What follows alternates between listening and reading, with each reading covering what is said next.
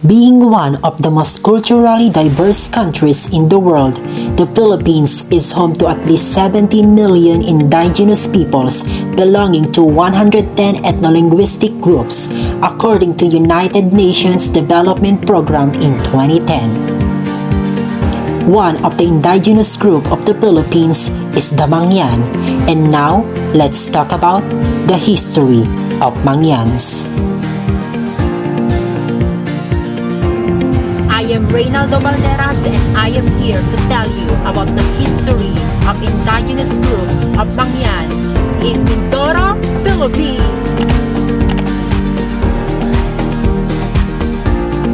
Mindoro.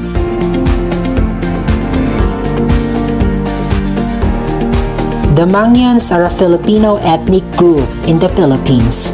Their nickname Mangyan is derived from the words Magus and Mahika, as they are knowledgeable about certain magics such as Lumay and Kulam. They live in outlying areas of Mindoro. They are considered one of the Shy tribes. They are brown in color, have black hair, have gentle eyes, and are of medium height. There are different tribes of Mangyans. A group of Mangyans are called Hanunuo, which means true Mangyans. They live in the forests, fisheries, and trade of Mindoro. The ambang is their unique literature that they have preserved by carving it on knives, tools, and lukas or nganga containers. The Alangan or Mangyans in the north are the pure Mangyan. They have a Negrito type. They live in the Mindoro jungles, and their main food is sweet potato. Mangyan is a generic term for the 8 indigenous communities found on the island of Mindoro, southwest of the Philippines island of Luzon.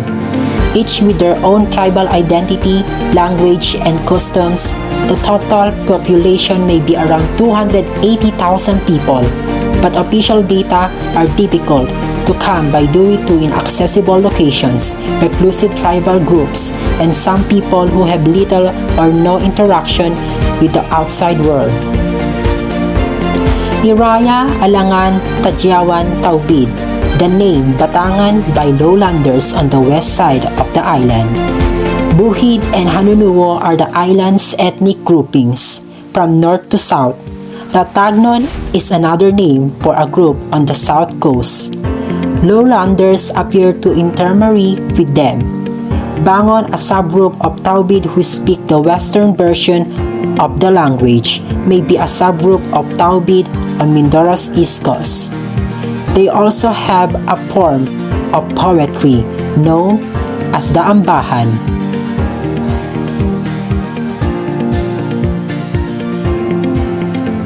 Despite being classified as a single tribe, Mangyans are diverse in terms of technological advancement. The southern tribes are more sophisticated than the northern tribes, as evidenced by their use of weaving, pottery, and a writing system. The northern tribes, on the other hand, have a simpler lifestyle. Their language, like that of the rest of the Philippines, is Austronesian in origin.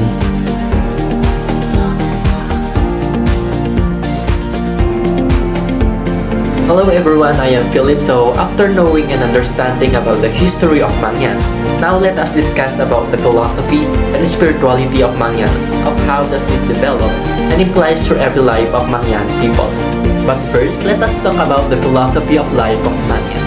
Mangyans live in harmonious and quiet communities as compared to the head-hunting tribes of the northern Luzon and the brave and resistant warrior tribes of the southern Philippines. Also, Mangyan is mainly subsistence agriculturalist, planting a variety of sweet potato, upland rice or dry cultivation, and planting taro. They also trap small animals and wild pigs, and many who live in close contact with lowland Filipinos sell cash crops such as bananas and ginger. Their languages are mutually incomprehensible, though they share some vocabulary and they use Hanuno script to write Taugwid and Buhid. Taugwid and Buhid are closely related and are unusual among Philippine languages. Taugwid is divided into Eastern and Western dialects, wherein Western Taugwid may be the only Philippine language to have no glottal phenoms. And lastly, Their traditional religious worldview is primarily animistic, wherein around 10% have embraced Christianity, both Roman Catholicism and Evangelical Protestantism. Moreover, let us now move on to the spirituality of the Mangyans. The spiritual belief of the Mangyans are much connected to their means of livelihood because we all know that most of the Mangyans are Sweden farmers. And their agricultural rights tells that the importance of farming and the belief in spiritual beings or forces that can influence a good harvest. The universe and its supernatural and mortal beings. The Hanuno Mangyan believe in a supreme being who is referred to as the Mahal na Makaako, who gave life to all human beings merely by gazing at them. They believe that the universe is called Sinukuban, or meaning that which is covered, or Kalibutan, or the whole surrounding. Biyani is a sacred female spirit, caretaker of the rice spirits or the Kalagbaray. She is married to the spirit Bulangavon, who is aided by 12 fierce dogs. Erring souls are chased by these dogs, are eventually drowned in a cauldron of boiling water. The Kalagbaray must be appeased to ensure a bountiful harvest. It is for this reason that specific rituals are conducted in every phase of rice cultivation. Some of these rituals include the Panudlak, or the rite of the first planting, and the rites of harvesting, which consists of the Magbugkos, or binding rice stalks, and the Pamaguhan, which follows the harvest. Hello everyone, I am your future teacher Leah Bulosan. As for now, I can share with you some of the rituals and festive events of our dearest Mangyans. So just sit, relax, and learn with me. So, first, what is rituals and festive events does mean to our dearest Mangyans in Puerto Galera, Oriental Mindoro? The festive takes place at the foot of Mount Malasimbo with views of the Bay of Puerto Galera. It also highlights the culture of the Mangyan tribal tribe while advocating environmental protection in Puerto Galera by combining traditional arts and performing methods with contemporary expressions in the arts. The Mangyan Cultural Festival also cleared the path for the development of Mangyan talents and the forging of relationships with other cultural workers and arts aficionados in Oriental Mindoro and beyond. And one of the ritual of Mangyans is what we call kutkut. The kutkut ritual is a practice of resurrecting the dead. It entails dressing up the remains of the dead in clothes so that they take on a human form again. It is a Filipino word for scratch or unearth. For certain tribe people, kutkut is a duty they must fulfill in order to follow clan tradition or honor the wishes of a deceased relative. And this is some of the festivals of Mangyan in Oriental Mindoro. First is the Banana Festival, which is celebrated on March 18 to 19 at Baco, Mindoro Oriental. The abundance of bananas is celebrated. It includes a banana cook fest as well as a street dancing competition and beauty contest inspired by saba, which is a variety of banana. This falls on the same day as the town of St. Joseph Day's festivities. The second one is the Sanduguan Festival at Calapan City, Oriental Mindoro. It resurrects the May people's barter commerce with Chinese traders. An agro-trade expo is part of this week-long celebration. A historical parade, a reenactment of barter transactions, and the Indakan sa Sanduguan, a street dancing competition are all part of the festivities. It is the province's largest and most inventive festival with art and historical competitions, workshops, and contemporary and ethnic cultural acts. The third one is the Kapakyanan Festival, which is celebrated on October 14 to 15 at Victoria, Oriental Mindoro. The Kapakyanan is a Sanskrit word that signifies plenty. The event celebrates the abundant harvest of fruits and vegetables. Street dancing and a beauty competition with agricultural as the core subject are among the attractions. The last one is the Bansudani Festival, which is held every January 17 to 19 at Bansud, Mindoro Oriental. It is a harvest gratitude ritual held in conjunction with the town celebration. Dances and cultural performances by schools and barangays communities are shown. Have a good day. I'm Juliva, Oyagon, and today I'm going to discuss about the arts and craft of Mangyan. For the Mangyans, craft has always been a product of their way of life and an extension of their customs and traditions. The Mangyans are the indigenous people of Mindoro. Certain group of Mangyans living in the southern Mindoro call themselves Hanuno Mangyans, meaning true, pure, or genuine.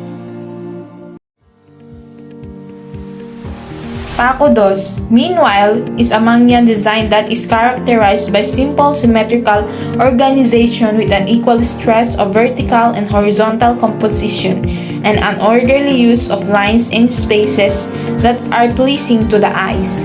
Pakudos is a visual motif used by the Hanuno Mangyan people of Mindoro in the Philippines. Another is the lambong. Lambong is a traditional Hanuno Mangyan woman hand-stitch and hand-embroider their traditional square neck blouse.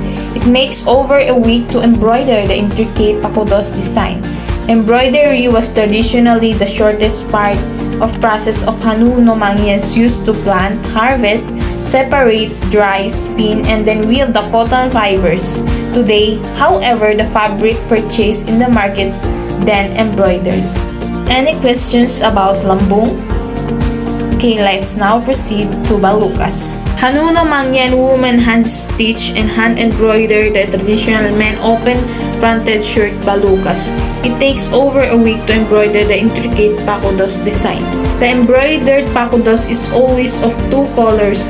On a blue blouse, it is also predominantly red, but the outline stitchery is white. The design is started from the center with only hand measurements, wrap, and left threads as guide. Ramit. Ramit is a textile made by the Buhid and Hanuno Mangyans. The Hanuno Mangyan call their weaving process habilan, and the machine that make it possible is harablon. Mangyan ramit is traditionally used by Mangyan women as skirt or a blanket for carrying children. It is now finding other uses as table runner, wall hanging, bag, or placemat. Mangyan basket. The weaving is done on site where Iraya Mangyans live. An example of Mangyan basket is the buri or bayong basket. Buri or bayong basket is a traditional hand-woven container for Mangyans of the Philippines. Soft, narrow strips of buri leaf are intricately woven into baskets by women of the tribe. Although the majority of the weavers are women, there are also men who are into weaving, totaling into more than 100 Iraya Mangyans. The shapes woven with the palm leaf are the symbol that are sacred to the Mangyans. An example of this is the pakudos design, as this is used to ward off evil spirits and also their form of a mandala symbol of the universe. Mangyan Traditional House. That's all about the arts and craft of Mangyan. I hope you learned something and thank you for listening. Hello everyone, so I am Judy Dulnuan and I'm going to discuss to you the language and literature of Mangyan. So I'm going to discuss to you the language and literature of Mangyans. So Mangyans are in the islands of Mindoro in the Philippines, mainly in Mindoro Occidental and Mindoro Oriental.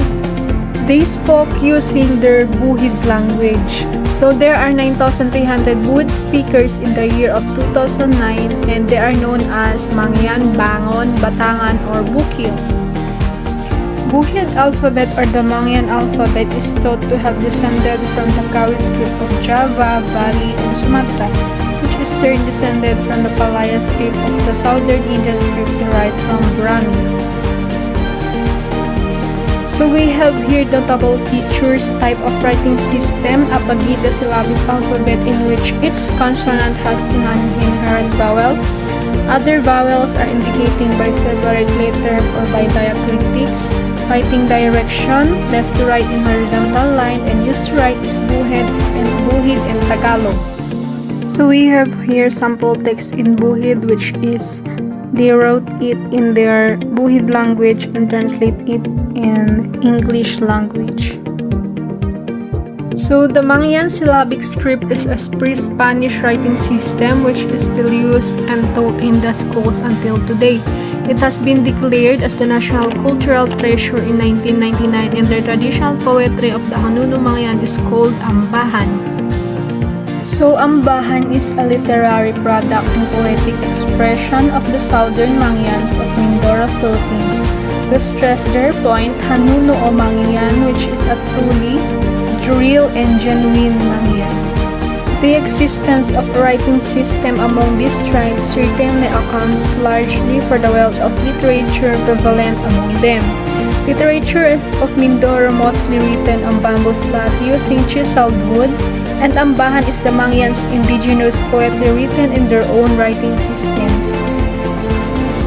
Hello everyone, I am Kathleen Crisostomo, and what I am going to report today is all about the livelihood and population of Mangyan.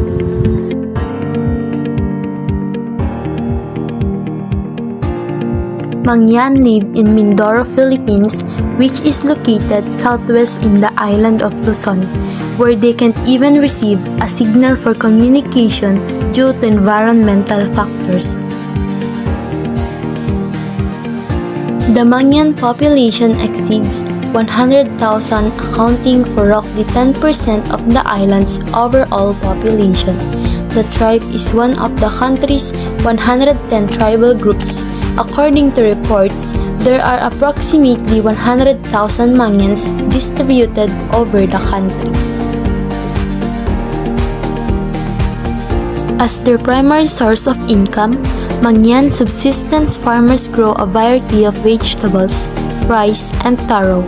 They also catch small animals in the area, such as wild pigs and carabao. Mangyan's livelihood, like that of other tribes, is not ideal because many of them rely on simple plant production with a limited market and money, because their plants are not as diverse as those of other tribes, and they just rely on their surroundings to sustain their families. Occidental Mindoro is known to be the marine wonderland of Luzon. It is also where most of the Mangyan live. And you know what? Mangyan do not have a written law. But of course, they have the customary laws or the traditional laws designated as Batas Mangyan. These laws was laid down by their ancestors and has been handed down for generations. No one ever really thinks of writing it, but there was one who tried. He is called to be Kadisang Sabon. He arranged a great number of cases and made a thick book of Mangyan laws. However, the book disappeared later for one reason and another. And the following are the basic offense categories of Mangyan. Dugo, a violence which brings out bleeding. Himandanan, an offense wherein the accused attempts to escape by telling a lie. Hinagpaw, an offense by protecting a boy and a girl who have eloped. Hinakit, violence which does not cause bleeding. Hinuyo, offense to impolite attitude towards older relative. Hinilba, an offense of menace without physical violence. Kagalanan, offense to impolite behavior to everyone. Kaunayan, it is an offense by insulting someone else. Minatay, a violence due to homicide. Pahuyot, the question of possession of the offspring between couples in a divorce proceeding. Pamasabihan, adultery which turns to polygamy. Panakawan, a violence due to theft. Panimaam, offense arising from the utterance of menacing words. Panagawan, marriage with a person who has a spouse. Panasalan, adultery with a married person. Bugtang or bids, a fine paid by the offender to the victim. The fine can be valuable property, animals, cash, and so on. Paduro, reimbursement made to the victim for economic loss. Iyawan Bayuhan is a special meal offered by the offender to all the participants in allegation.